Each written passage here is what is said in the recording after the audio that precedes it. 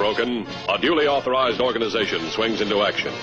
It may be called the state police, state troopers, militia, the rangers, or the highway patrol. These are the stories of the men whose training, skill, and courage have enforced and preserved our state laws.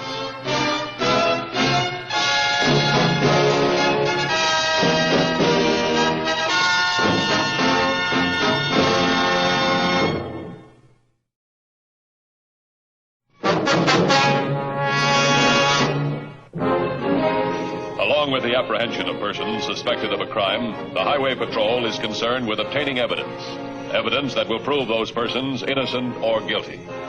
In the trial of murder suspect George Crenshaw, the evidence seemed to indicate guilty, until a young artist named Molly Weems headed for the office of the Highway Patrol to give new information concerning the murder of which Crenshaw was accused.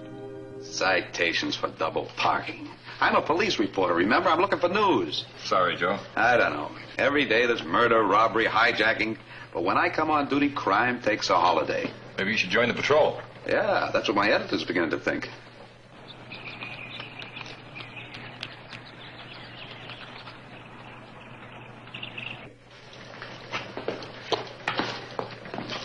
Yes, ma'am. I'd like to speak with the officer in charge, please. That would be Mr. Matthews. Maybe I could help you. Well, it's important. Very important. Would you like to tell me what it's about? It's about George Crenshaw. He didn't commit those murders. They can't convict him at that trial. I saw the man who killed those people. It wasn't George Crenshaw. Would you give me your name, please? Weems. Molly Weems. One moment, Miss Weems. I think you should see Mr. Matthews. Excuse me, Miss Weems. I'm Joe Macklin of the Chronicle. I couldn't help overhearing. Please. I just want to talk with Mr. Matthews about this. Why Matthews? Why don't you want to go to the district attorney? I don't know. I live pretty far out in Sunrise Park. The Highway Patrol covers that area. I see. Miss Williams, I'm Matthews. Won't you come in, please? Dan. I'll see you later. Can I talk to them for a minute? Sorry, Joe, not now. Look, I've got a deadline in about 20 minutes. Just give me something I can phone in. There's nothing I can give you. You heard her. She said that Crenshaw didn't kill those people. She saw somebody else do it. She could be wrong. Yeah, but if she isn't wrong, I lose out on the news beat. Oh, look, come on. I can get a photographer down here in 5 minutes. At least let me get some pictures before deadline time. No pictures. Not without permission. Well, Matthews is right in his office. Can't we get permission? You know better than that, Joe. He's questioning a witness. That Crenshaw trial is big news. It's been big news for weeks. It looks like a sure conviction. Just let me get something. Sorry, Joe. Not now.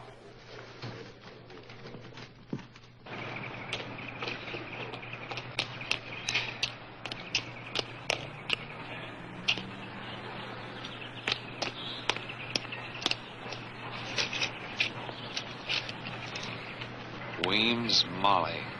1233 Sunrise Drive, Sunrise Park. Sunrise Park.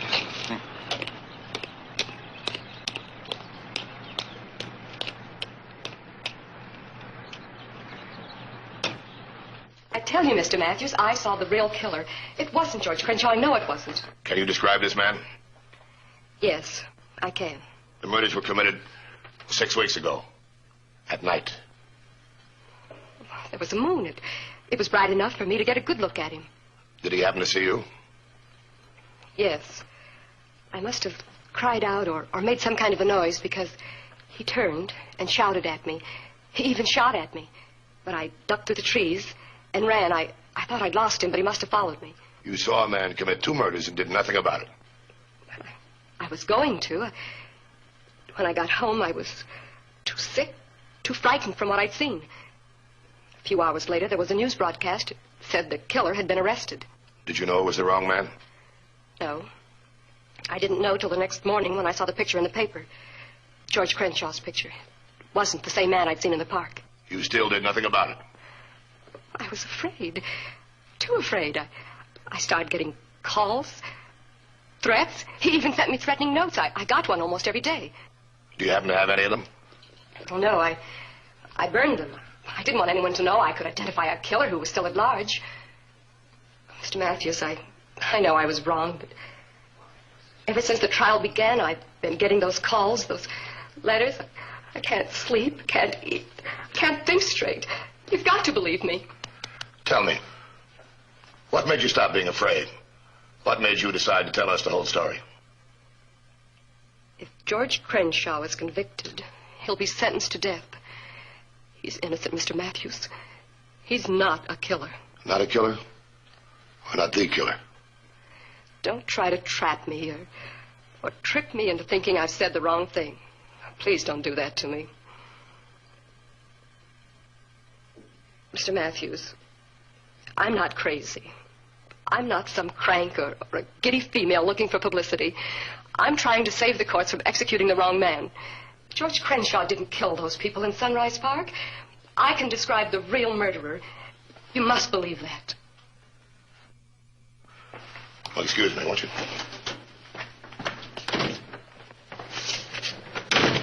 Corey, run a check on the Weems girl. Where she's from, how she lives, who her friends are. Also get me a record of the Crenshaw trial, will you? Oh, I want some mugshots. And brief the DA on this. Right. Think she's telling the truth? If she's not, she's going to a lot of trouble for a phony story. And so are we.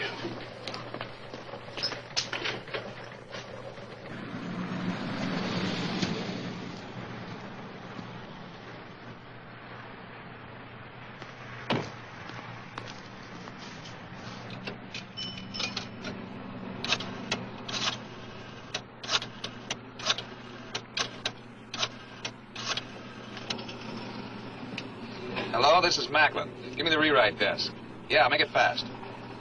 Harry, Macklin. Something's breaking on the Crenshaw case again. Take this down, will you? Ready? Okay. With the jury still contemplating the fate of George Crenshaw, an attractive mystery girl identified as Molly Weems, Weems, W-E-E-M-S, 1233 Sunrise Drive, yeah, Sunrise Drive, appeared at Highway Patrol headquarters this morning to claim that Crenshaw was innocent of the killings for which he was on trial. You got that? Okay, now here's some more. While Joe Macklin relayed his story to the Daily Chronicle, the Highway Patrol worked to authenticate Molly Weems' story. Every statement she made was noted and compared with the evidence established at the Crenshaw trial. Her description of the killer was checked against the mugshots of known criminals. When she could not identify any of the photos, it was arranged for her to testify before the district attorney.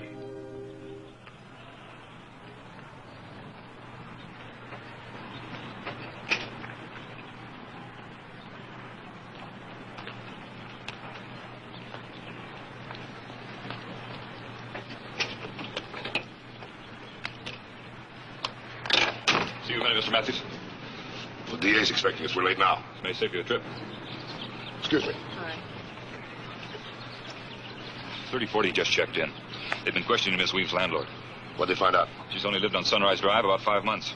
Her hometown is North Winston. North Winston. You've heard of it, all right. It's George Crenshaw's hometown, too. That's only a whistle stop. 200 or 300 people. Small enough for them to have been neighbors or good friends. Well, if she's protecting Crenshaw in this way, they must have been more than good friends. All right, Miss Williams, out. I thought we were seeing a district attorney. He'll be here soon enough when he finds out about the lies you've been telling. Lies? Done a good job. You almost had me convinced. Why are you so determined to prove I'm a liar? Why don't you believe me? Well, for one thing, you said the moonlight helped you spot the killer. Court records show there was no moon that night. All right, there wasn't a moon. I was witnessing a double murder. I expected to give weather reports, too. All I know is I saw the man who killed those people, and it wasn't George Crenshaw. How long have you known Crenshaw?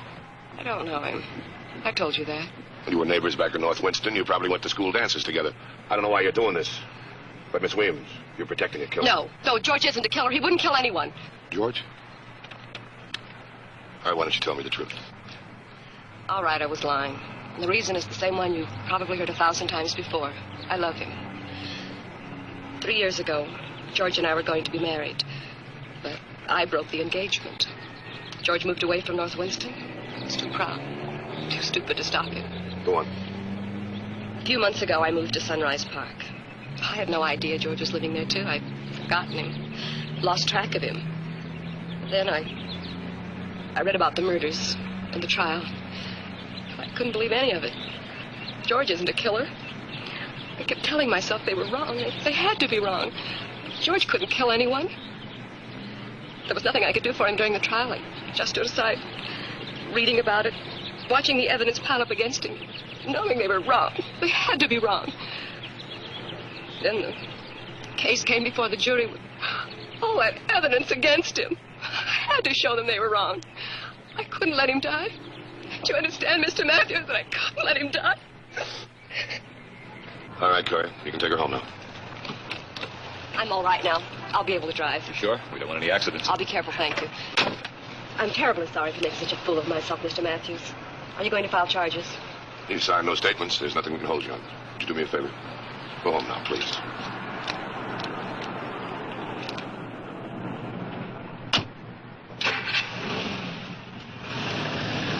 Hey, Dan. That's the Williams girl, isn't it? Where's she going? Home? Home. You gonna let her run around unguarded with a killer at large? There's no killer. She was lying. Lying? It's a good thing she was lying. It's a good thing other reporters don't have your lack of responsibility. Otherwise, the only witnesses we have would be dead ones. What? The story you printed, you gave her name and address. If there had been a killer, the only thing you didn't do for him was load the gun. Oh, honest, Dan, I never even thought I... Let's go. Hey, Dan, wait a minute, listen.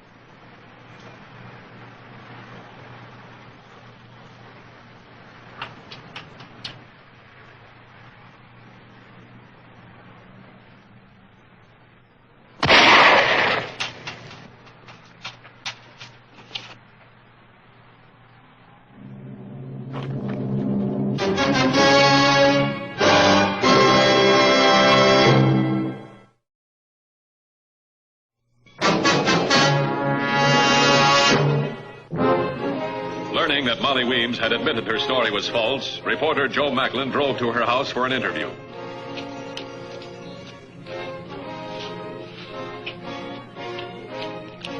It was he who found her, the victim of a murder attempt. Stay right here. I'll get an ambulance.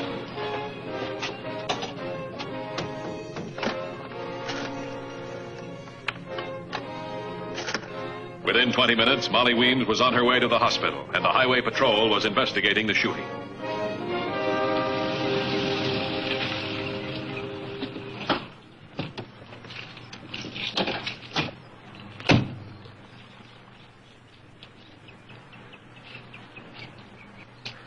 Where'd you find her, Joe?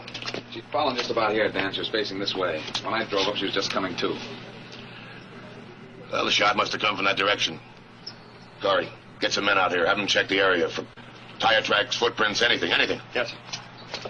Might have been a wild shot, Dan. From a hunter's rifle. Sure. Hunting for Molly Weems. Why? Why would anyone want to kill her? Or she could identify the killer. You told me she never saw any killer. That she was lying.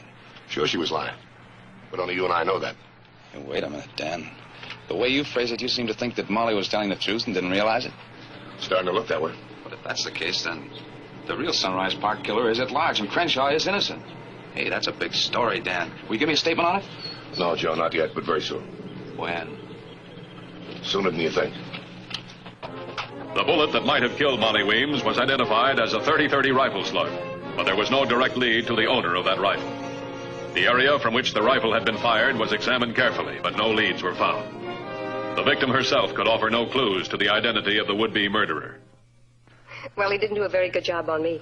The doctor says I only have to stay here overnight. I'd like to have you stay here a little longer. I've talked to the doctor about it. Well, if it isn't necessary. I'm afraid it is necessary. I'd like permission to move into your home because I think you're going to receive a visitor. I'd like to be there when he arrives. What are you building, Dan? The story that you want. Oh? All right, you can print that the Highway Patrol says the shooting of Molly Weems was a deliberate attempt to silence a material witness. And while we're investigating the shooting, Miss Weems is being kept under guard at her home. At her home. When her condition improves, she's expected to offer a detailed description of the man who she believes to be the real Sunrise Park killer. Until then, no further action can be taken on the testimony she's given to date.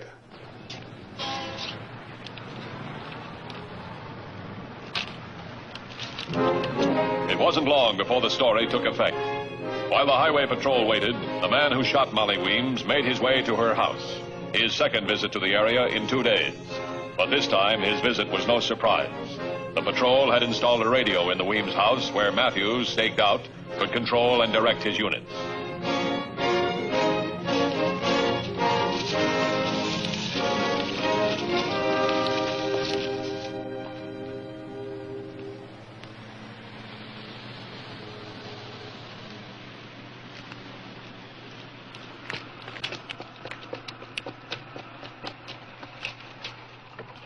What's wrong out there? You a reporter? That's right. Got a press card? Sure. Who are you? Brand new member of the Fourth Estate. Get out. Come on. Get over by that tree. Got it. Over there. Get up.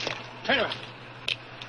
While Macklin was being subdued, Sergeant Corey, who was stationed outside the Weems house, reported to Matthews that all was quiet, that the undercover cars concealed in the Sunrise Park area had nothing to report.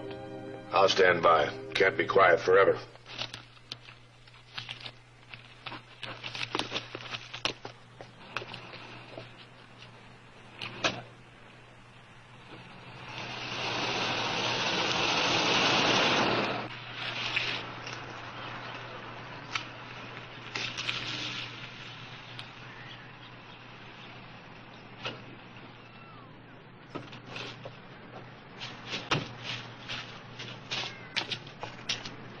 Hi. 1 minute.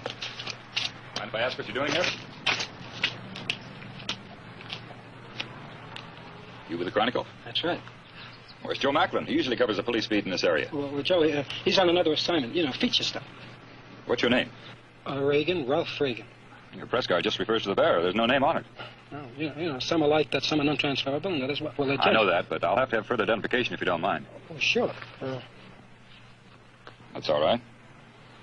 1 minute. I have to clear all visitors. What do you mean, clear 'em? Regulations. Just take a minute. 3822 to 2150. 2150. I have a reporter here named Reagan from the Chronicle. What about the other guy, that Joe Macklin? He says he's on another assignment. You know this guy, Reagan? No. He has one of those transferable press cards, but his ID checks out. I think he's okay. All right, send him in. Go in, Mr. Reagan. Well, thanks a lot.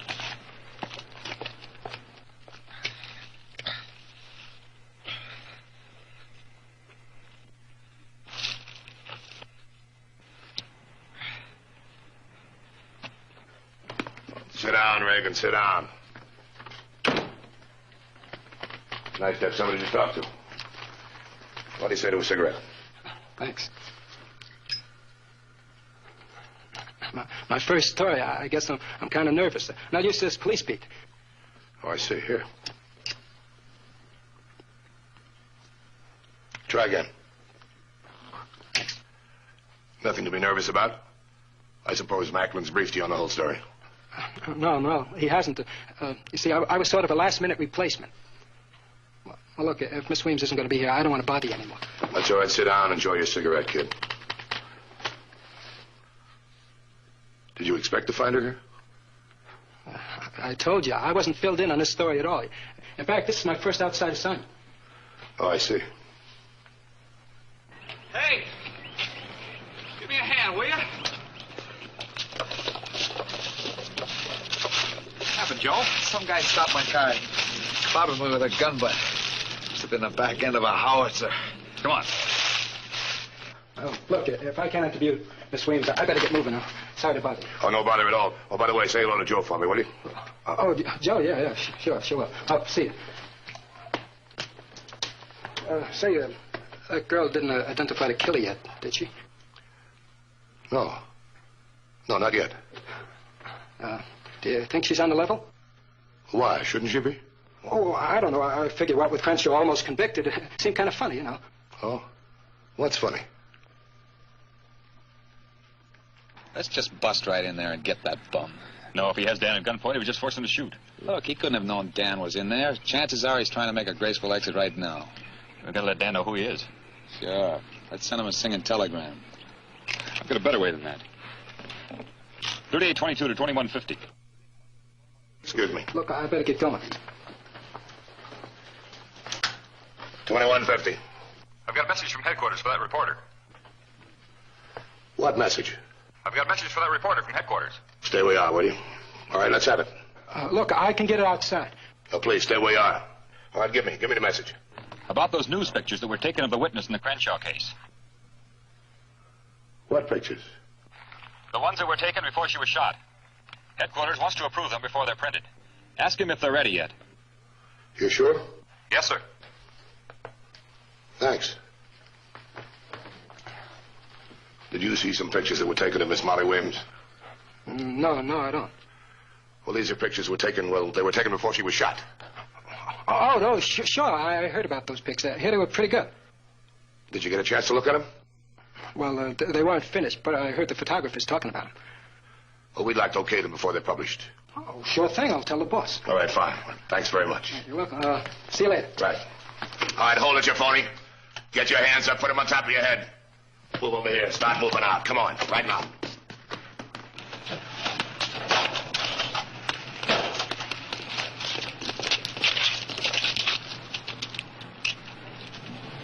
Some newspaper, man. Give me my card. Oh, look at this little beauty.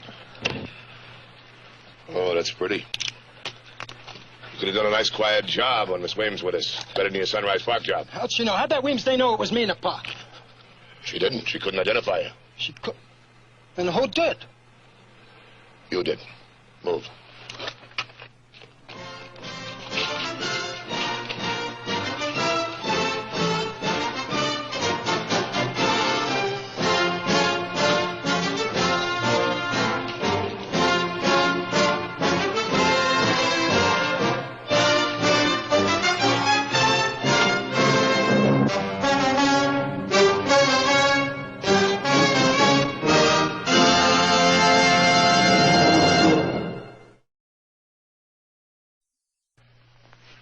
I hope you'll be with us again next week. In the meantime, try to be as good a driver as you think you are. This is Roderick Crawford saying, see you next week.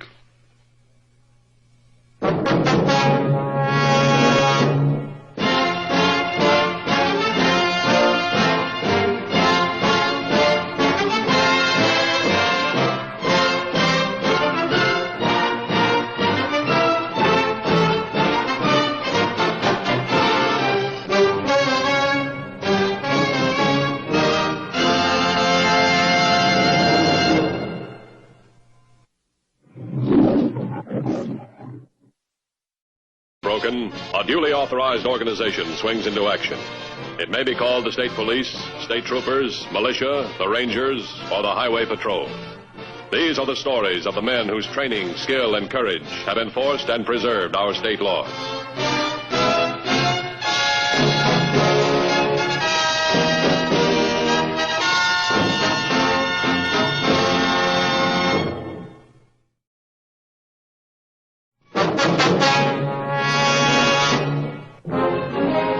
Along with the apprehension of persons suspected of a crime, the Highway Patrol is concerned with obtaining evidence that will prove those persons innocent or guilty.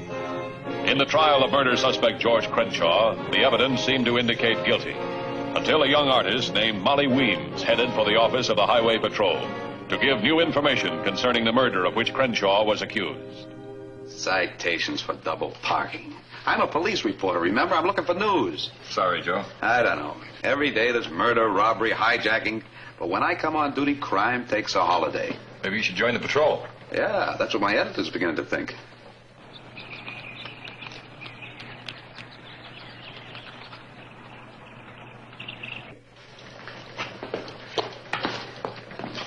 Yes, ma'am. I'd like to speak with the officer in charge, please. That would be Mr. Matthews. Maybe I can help you. Well, it's important. Very important. Would you like to tell me what it's about? It's about George Crenshaw. He didn't commit those murders. They can't convict him at that trial.